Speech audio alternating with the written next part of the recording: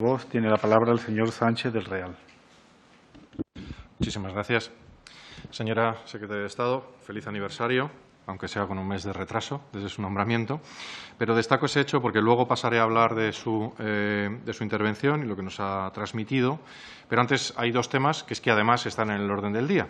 Mire, el 14 de marzo, es decir, pocas semanas después y con un rango razonable de tiempo desde su toma de posesión, nosotros presentamos el 14 de marzo del 2020, esto es importante, una solicitud de comparecencia de la Secretaría de Estado, para hablar de los fines principales de la cooperación internacional y de cómo iban a ser modificados o lo estaban siendo modificados como consecuencia del impacto a nivel global del COVID-19. Un año ha pasado para que esta comisión analice o tenga información al respecto de qué se ha hecho desde el aspecto de la cooperación y de los cooperantes con respecto a la mayor pandemia que ha habido en décadas. Sinceramente, no nos parece razonable, se lo tengo que decir, secretaria. Esto no es en absoluto razonable, especialmente porque hay cosas que no están ni en su presentación, porque, claro, mezclamos temas y usted viene a hablarnos del futuro. Y teníamos que haber estado hablando del año, durante el peor año probablemente que ha podido vivir la cooperación, todo el mundo de la cooperación, todo el mundo que tuviera cualquier expresión externa o alejada de su país, pues han estado abandonados. Usted hablaba de que uno de los principales elementos claves es el capital humano. Bueno, no hemos hablado del capital humano. ¿Cómo han estado los cooperantes el año pasado? ¿Cómo ha estado la cooperación? ¿Qué protección han tenido frente al COVID? ¿Qué priorización de los proyectos? Porque, claro, no solamente la protección física, es que hay proyectos que han descarrilado, proyectos que han vuelto a la casilla de inicio, proyectos que ya no tienen sentido después del COVID. Entonces, eso, sinceramente, hay que repartir culpas, pero es esencial que las comparecencias parlamentarias se produzcan en tiempo y forma. Y realmente un año para hablar, digo, en tiempo y forma, en circunstancias normales. En circunstancias excepcionales entenderá que a nosotros nos parezca absolutamente irrazonable, absolutamente fuera de cualquier sentido, que estemos hablando en marzo de 2021 de una solicitud de comparecencia. Vamos, es que ha dado tiempo hasta inventar una vacuna. No una, varias. Entonces, con respecto a las vacunas, sí, una pregunta es con respecto, luego se la dejo para luego, es con respecto a los compromisos internacionales, que lo hemos hecho también a través del Ministerio de Asuntos Exteriores, es si dado que está llegando un volumen de vacunas muy inferior al comprometido por parte de los productores y los organismos que habían gestionado, si los compromisos con terceros de España no nos van a meter en un verdadero cuello de botella. Es decir, si esos compromisos, que me parecen generosos y que son razonables y que se anunciaron a bombo y platillo por parte de la ministra de Asuntos Exteriores, sí tienen condicionantes a que recibamos las vacunas, porque podría darse la circunstancia, y nos preocupa, de que España no tenga vacunas y encima las tenga que entregar las pocas que reciba, cosa que no sería en absoluto una gestión razonable. Lo repito, cosas que teníamos que haber estado hablando durante el último año y no hemos podido ni plantearlo. Un año sin poder hablar de la actividad, eso no es normal. Y dentro de ese año, además, se produce otra mínima excepcionalidad, que es el tema de AECID en Panamá, que nosotros entendemos que usted toma posesión el 14 de febrero y esto surge el 19 de febrero. Usted no había ni colocado los cuadros en el despacho ni las fotos familiares, imagino, en el despacho para cuando le llega y le surge a usted esto.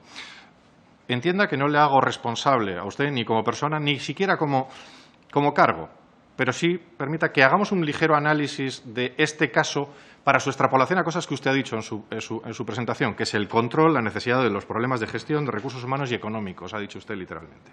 A ver, el caso no sé si es sintomático, pero desde luego que este caso presenta síntomas de una gravedad excepcional. Nosotros pedimos la comparecencia, por cierto, de su organismo el 20 de julio del año pasado. De nuevo, estamos hablando 8 meses después de hablar un caso excepcional. Excepcional en cuanto al volumen, porque estamos hablando de que a día de hoy no sabemos, porque no nos lo han dicho ni en las comunicaciones oficiales ni en las preguntas parlamentarias, de qué volumen estamos hablando. Se ha publicado que estamos hablando en torno a 5 millones de euros. Estamos hablando de un cuarto de lo que usted acaba de anunciar, que entrega usted a la Organización Mundial de la Salud, para que tengamos, o para que algunos de los partidos aquí presentes estaríamos hablando básicamente de 4 veces lo que se le da, que es un volumen ya importante, lo que se da a las fundaciones de los partidos políticos en temas de cooperación para el desarrollo. Imagínense ustedes 4 veces lo que ustedes reciben. Ha desaparecido de una sola oficina. De una sola oficina. Y el problema es que usted le ha dedicado un minuto a esto, en esta comparecencia, cuando deberíamos estar analizándolo. No lo digo para pedir solamente responsabilidades, que debería haberlas, sino para analizarlo y extrapolarlo a la mejora de eso que tenemos ahora, que es cómo tiene que funcionar la cooperación al desarrollo. Repito, ha hablado usted de que ya han puesto medidas como arqueos de caja. es que no se hacían arqueos de caja en la cooperación en AECID. A mí me ha puesto usted la piel de gallina. ¿Cómo que hemos implantado arqueos de caja? ¿No se arqueaba la caja de las oficinas? Me parece muy bien que usted lo haya... Repito, me parece maravilloso que usted lo haya implantado, pero bienvenidos al 2020, ahora 2021, en el arqueo de caja. Mire, ha habido ocultación. Se lo voy a explicar muy sencillamente. Este caso empieza en febrero. Durante febrero y todo el mes de marzo, y todo el mes de abril, y todo el mes de mayo, y todo el mes de junio, el Ministerio tiene constancia y empieza a tomar actividades. Este caso no se comunica públicamente hasta julio. Hasta julio, 5 meses después de haber empezado el caso, su ministerio ha ocultado que había desaparecido dinero, que se habían empezado a denunciar a auditorías, a la inspección, a conexiones con el Procurador General. Es decir, estaban más informados los ciudadanos panameños de que dinero de los ciudadanos españoles había desaparecido que los propios españoles. Entenderá usted que esa ocultación es absolutamente irregular. Y si seguimos con el caso, ya desde julio hasta la fecha, las contestaciones que ha dado el Ministerio son de aurora boreal. De aurora boreal. A mí me parece muy bien que ustedes nos comuniquen que están ustedes haciendo una investigación, pero que la investigación diga, y aquí se ha mencionado palabras tan preocupantes. Repito, voy a buscar la palabra exacta. A ver, puso en marcha en marzo de 2020, repito, los españoles, y este Congreso no se enteró hasta julio de la existencia de una pérdida de muchos millones de euros, dicho procedimiento de circularización y confirmación de saldo de tesorería de las UCE, es decir, lo extrapolaron ustedes. Muy razonable, ustedes parece que se dieron cuenta de que pudiera ser que estuviera desapareciendo dinero. Es decir, no había ni circularización, según su contestación, respuesta escrita del Gobierno, ni había confirmación de saldos de tesorería hasta esa fecha. ¿Qué ha estado haciendo este Ministerio durante décadas? Porque estamos hablando de que, según unas fuentes, se ha robado durante 10 años o 12 años o 14 años, según otras fuentes. Y contestan ustedes, en general, los saldos bancarios obtenidos coinciden con los presentados. Mire usted, yo no sé lo que sabe el contestador de esta pregunta, y no sé si es usted consciente del grado de relevancia que tiene esta contestación. Mire usted, las cuentas o cuadran o no cuadran, no hay en generales. En cuentas no hay en generales. ¿Y en generales en qué escala? Porque si les preguntamos sobre un caso de millones y ustedes me contestan en general, igual estamos hablando de en generales de millones. ¿Cuántos millones de euros no les cuadran a ustedes? Y luego, más allá de esto, que repito, nos contestan y la comparecencia se sustancia hoy, muchísimos meses después de la solicitud de comparecencia y, sobre todo, un año después de que ustedes tuvieran constancia de esta situación. Vamos a aprender, si le parece, de esta situación. ¿Cómo es posible que desconozcan ustedes la cantidad de dinero que ha sido desfalcada, robada, distraída en esa oficina? Porque ustedes nos han contestado que no lo saben todavía. Entonces, ¿qué denuncia han presentado ustedes en Panamá? De verdad que quienes contestan estas preguntas deberían mirarse un poquito antes lo que contestan, porque es muy grave. Porque entonces ustedes han presentado una denuncia desconociendo lo que han hecho. O el Tribunal de Cuentas, que les hemos pedido también el informe, no conoce en estos momentos la cuantía. O han mentido ustedes al Parlamento en sus respuestas parlamentarias, o están ocultando información, o la tienen y no la han entregado. Cualquiera de las tres alternativas es gravísima. Y, sobre todo, ustedes incumplen su propio código. Le voy a leer lo que dice su propio código. Dice, quienes denuncien comportamientos ilegales o impropios del personal obligado por el código recibirán la máxima protección de la dirección de la ECID o los distintos órganos de garantía previstos en él. En especial, y esto es muy importante, recuerde esto, en especial se garantizará la confidencialidad de su identidad y se evitará cualquier represalia, acoso o acción en su contra. Según la información publicada, no la que ustedes nos han dado, ustedes no renovaron el contrato a la persona que había denunciado la ausencia del dinero. ¿Me quiere usted decir cómo han aplicado ustedes el código echando de su puesto de trabajo a la persona que había denunciado?